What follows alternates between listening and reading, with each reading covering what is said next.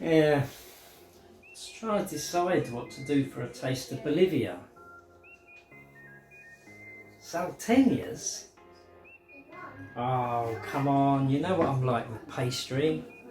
I mean, don't get me wrong, I love eating it, but just creating and sealing and shaping, and it's a nightmare. And then you've got the ajipanca paste, or is it ayapanca paste? I don't know. But anyway, you try getting it in this country. I found some online for a little jar. Worked out £30 or £40 to get it. I thought, no way. Yeah. The closest store to us is 40 odd miles away. Yeah. I know, there's ways around it. Yeah. Yeah. Okay. So 10 years it is.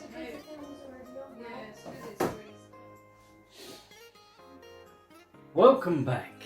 It's been a few days and it's only 8 o'clock in the morning and we are already getting started today. But first, it's early and the best thing you can do at this time of the morning if you're cooking is put yourself a coffee on. So that's what I'm going to do right now.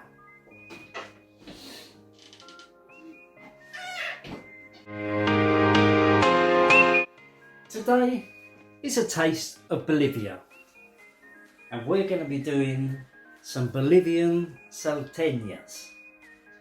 You can decide what you put with it. Personally, I'm probably just going to add a little bit of mashed potato to mine at the end.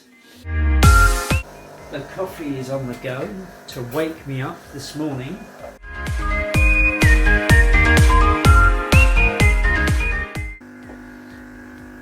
And the reason I'm up so early is because this one could turn out to be a bit of a process. We shall see. Coffee's overflowing. She's good to go.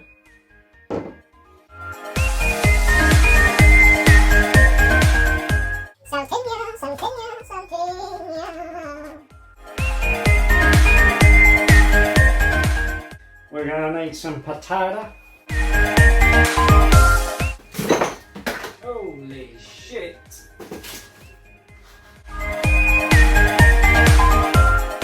Beef stock.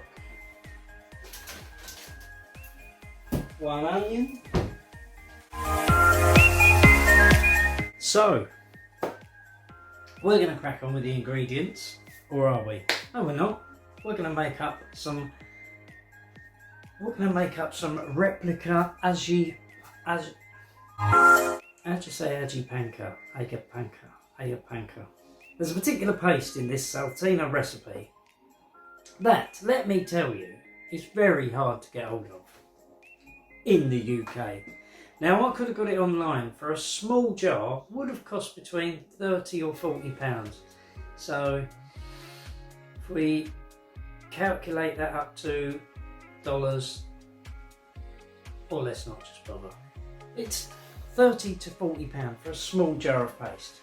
No thank you. The closest Latin food store is 30 or 40 miles away, and it's in London. No thank you. So I searched and I came upon this particular article that suggested some yellow bell peppers and a dash of hot sauce in a blender would get me the paste I require for this dish. So that is what we're going to knock up first. 2 yellow bell peppers. Yeah, just going to put a little bit of this in.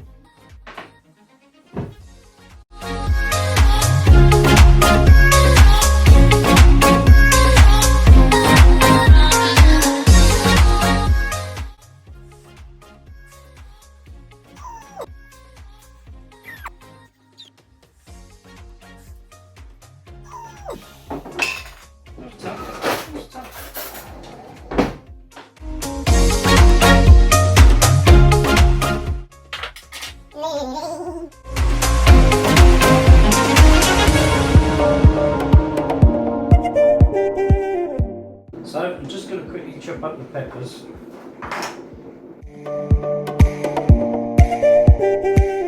And this is literally all I'm going to do.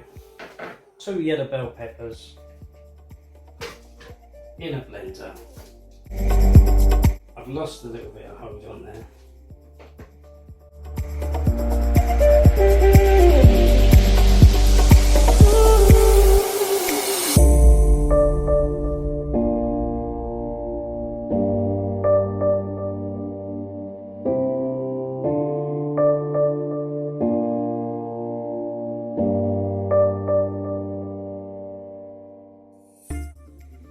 There is my paste, and of that you're only going to need about 2 tablespoons. Now I've prepared that bit's out of the way, I'm going to run through your ingredients and how to prepare them.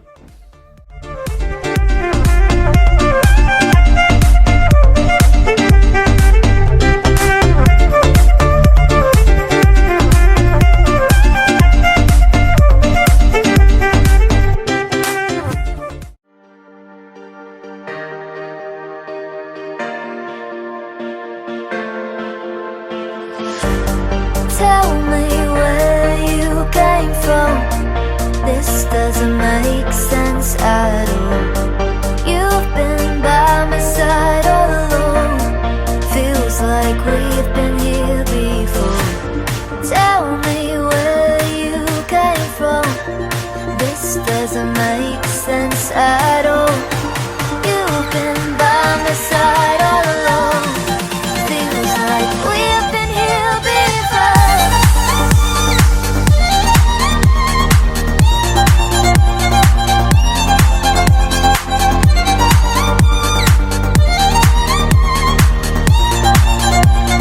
We've been here before.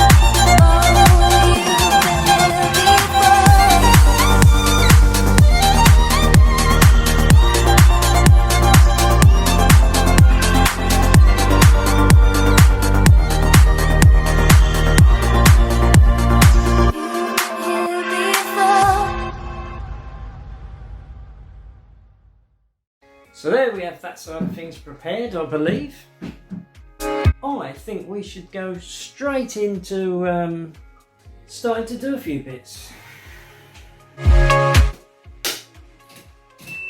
So, here we go. I'm heating up the pan. What you're going to do first is, you're going to bring your 4 cups of broth. You can choose chicken or beef, up to you. We're going to put that in the pan.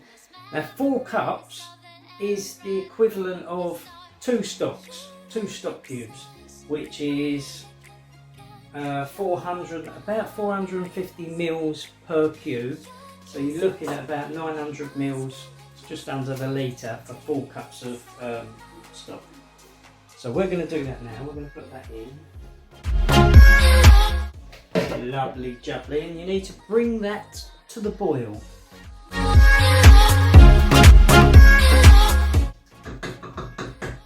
What I didn't do in the preparation stage that I'm going to do now while that stock's boiling up is chop the beef into little 1/2-inch cubes. That is actually boiled up. And what you need to do there now is put your potato in. Potato.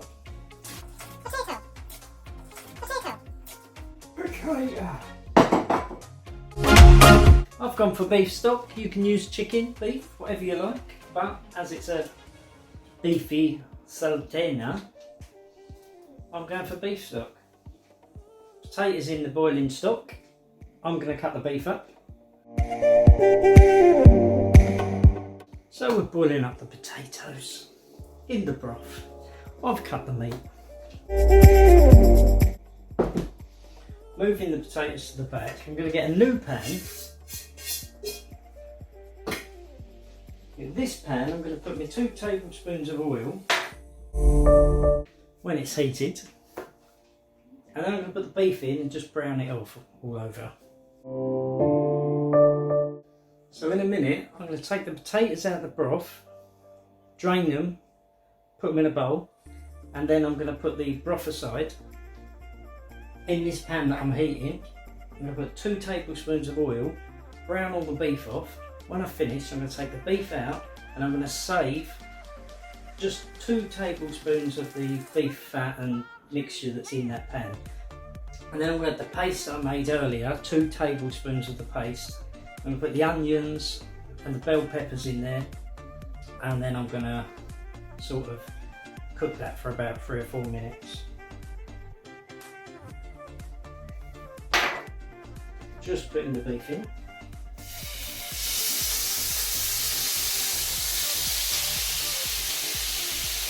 You know you've got a good hit when you get a good sizzle.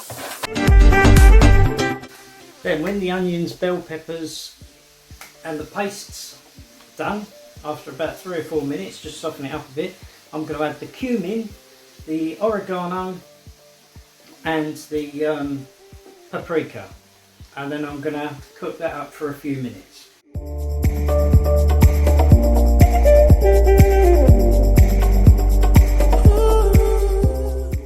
That's the potato drains. Stock put aside. So after I've added the cumin, paprika and oregano, cook that up for a few minutes. I'm then going to put the broth that I've just reserved back in, and I'm going to add the meat, let that beef and veg simmer away on a low heat for about 40 minutes. So until that point, I'll bring you over. More than just a thrill, not just in it for the thrill. I'm in it for the love, cause love it needs to touch it. You're pressing on my body, babe, let me tell you something. I'm in it for the love, cause love it needs to touch it. You're pressing on my body, babe, let me tell you something. I'm in it for the love. I'm in it for the love. I'm in it for the love. I'm in it for the love.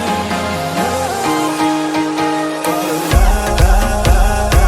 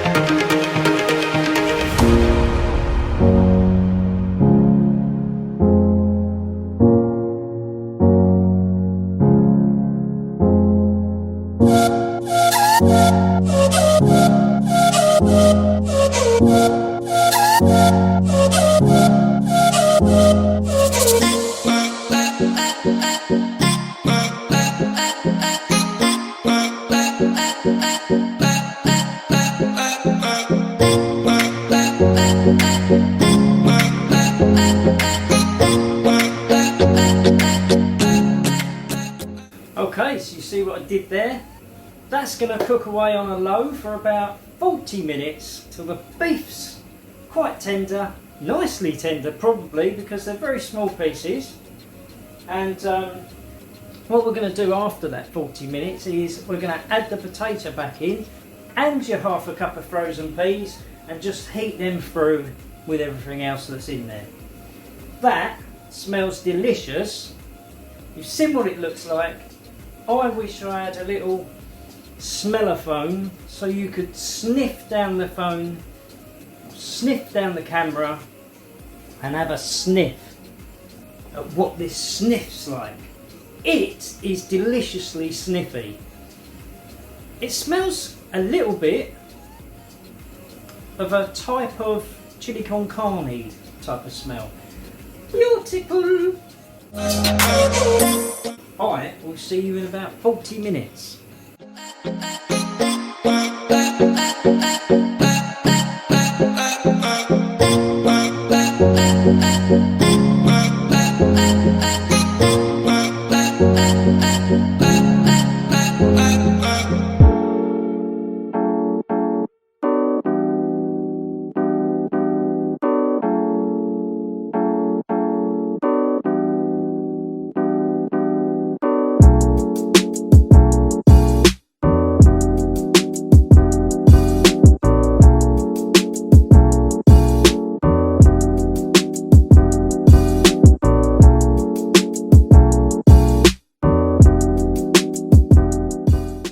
So, I'm now going to take 1 sachet of gelatin and dissolve that in half a cup of water, and then I'm going to add it to the beef mix and stir it in really well. And this is going to help you when it comes to filling your pastry. Did I even tell you need gelatin? Well, you just need 1 little sachet, 7 grams of gelatin, and half a cup of water is plenty. So I'm putting the half a cup of water into a little bowl, just to give myself more room. I'll take my sachet of gelatin. I'm just going to pour that in and mix it round.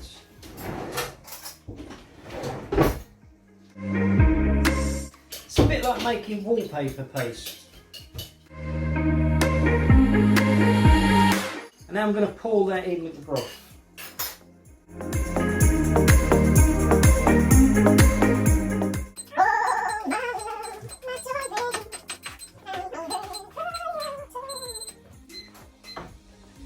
What I might do, what I've been thinking of doing, is adding the nutritional value of each meal I do on the end of the video.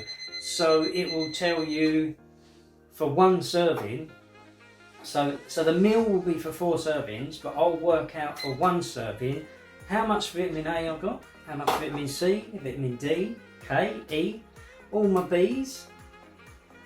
I'll work out how much zinc, magnesium, phosphorus, all your vitamins and all your minerals, and then I'll post it at the end of the video. And that way you will get an idea of whether this meal was very good for you or not very good for you. But I personally am still going to continue cooking these wholesome meals because I'm not into healthy eating as such, although I would rather I got all my vitamins and minerals correct and the right amounts, but if one day it means something wasn't that healthy, I don't care. I don't care. And now I'm going to take that off the heat. I'm going to transfer that to a little casserole dish, and I'm going to put that away in the fridge till it's completely cooled. My favourite little casserole dish. It's a cracker.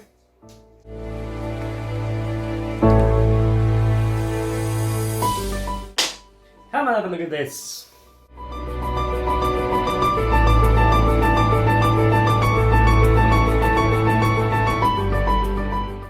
I've set up a little table because we are now going to be making some dough for the pastries.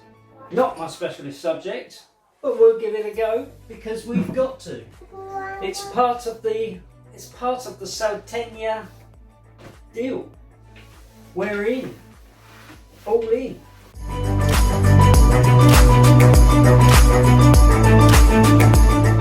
Let's not mess about while we're doing dough. Let's get an apron on. In fact, let's get a hat on. No, maybe not.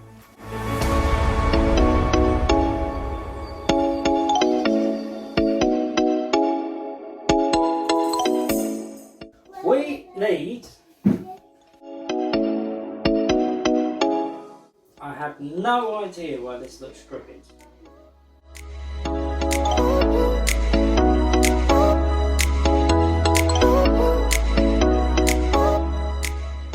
Here's what we need to do. 4 cups of flour,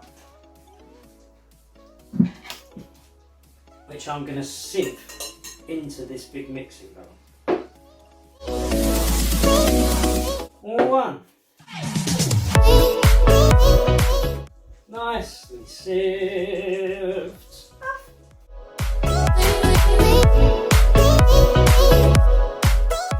There we have it. 4 cups of flour. Sift through there. Looking fantastic. So I've got 4 cups of flour, 4 tablespoons of butter, 5 tablespoons of lard. I've got 1/4 cup of sugar, 3/4 cup of water, a teaspoon of salt,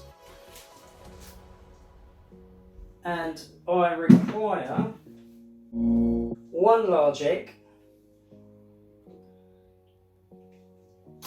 I'm going to put a saucepan on the heat, and I'm going to put my butter and lard into that saucepan.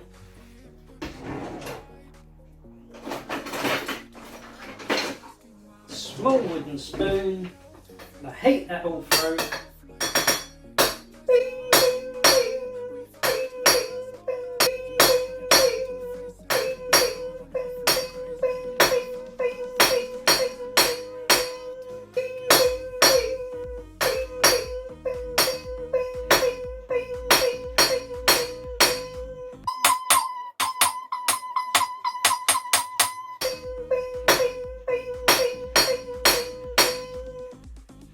That's how excited I am about pastry!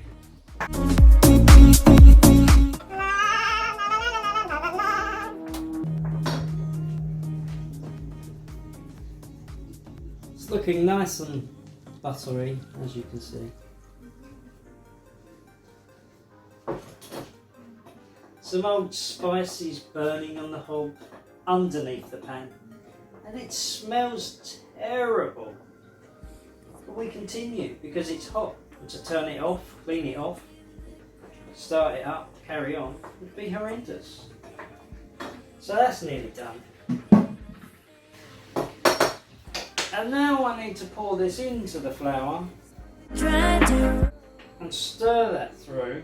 And then I'm going to get my hands in, distribute it a bit better, just so that it's like crumbly.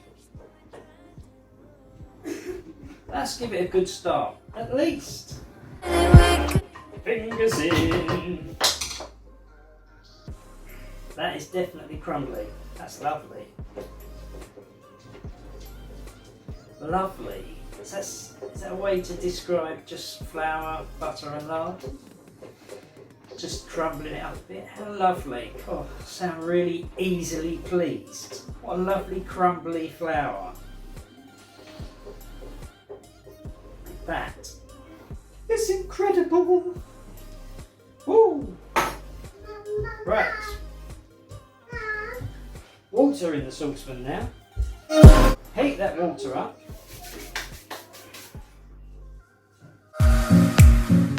And don't heat that water up on its own. Heat that water up with a teaspoon of salt and your sugar.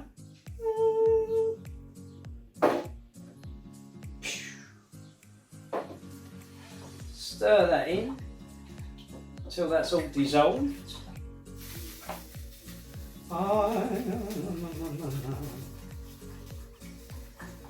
Heat it up, dissolve it, and then you're going to pour that into the flour.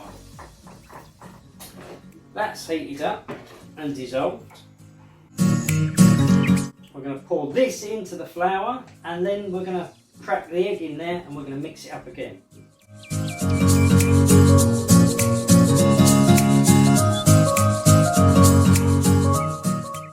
If at any time this feels a little bit dry, just add 1 to 2 teaspoons of water to moisten it up a little bit. Mix it up until it's smooth.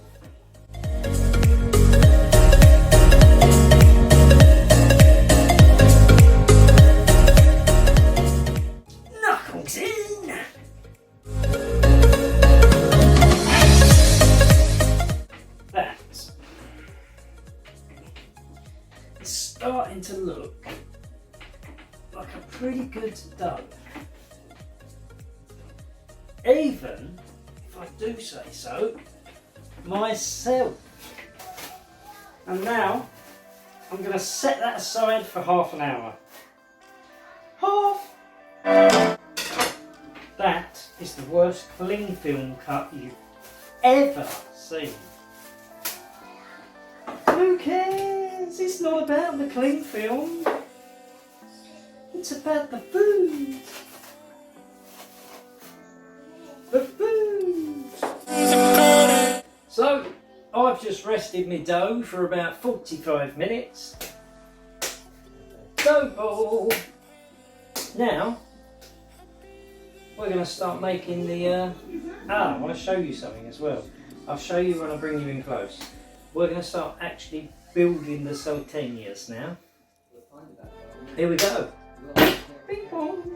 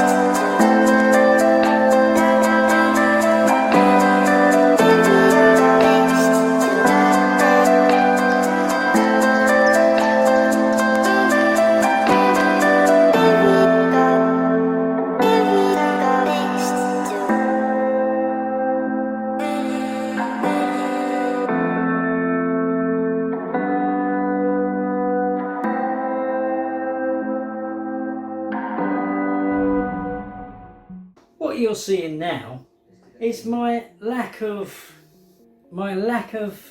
creativeness when it comes to shaping pastries, which is why I've probably dodged the kitchen for a couple of days. But we've cracked on.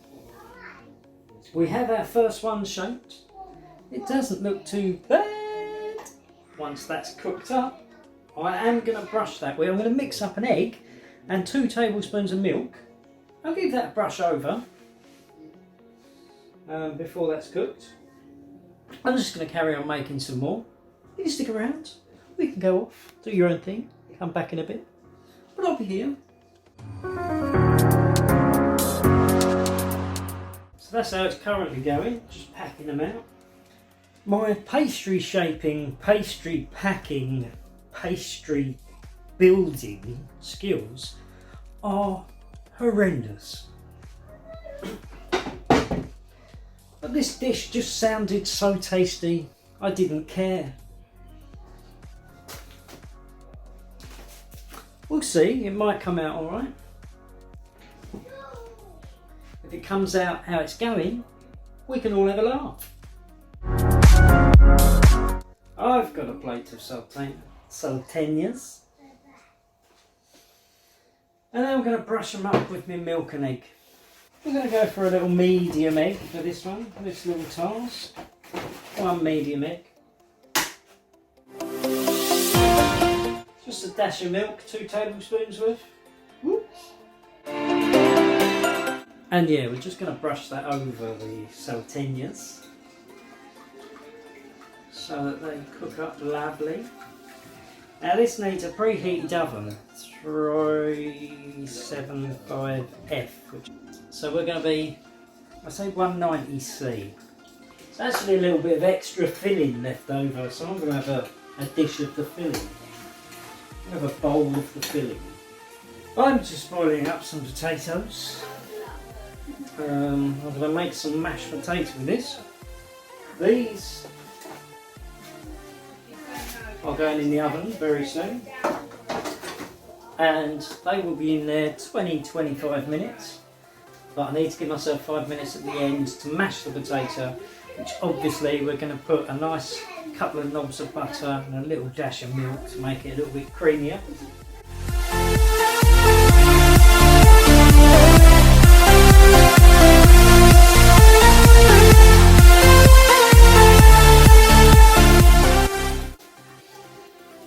The next time we come across each other, I'm going to be dishing up.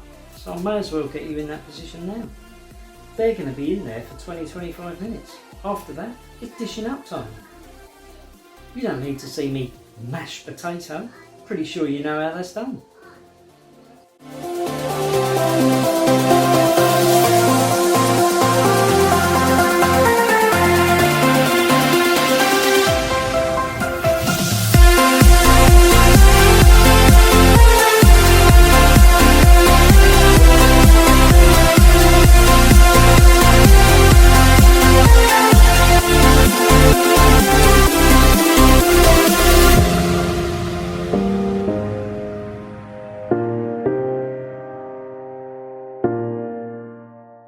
So, the saltenas from Bolivia, how did it go? Well, actually it went very well when it came to the taste from this. There is so much taste inside these things, so much flavour, really nice.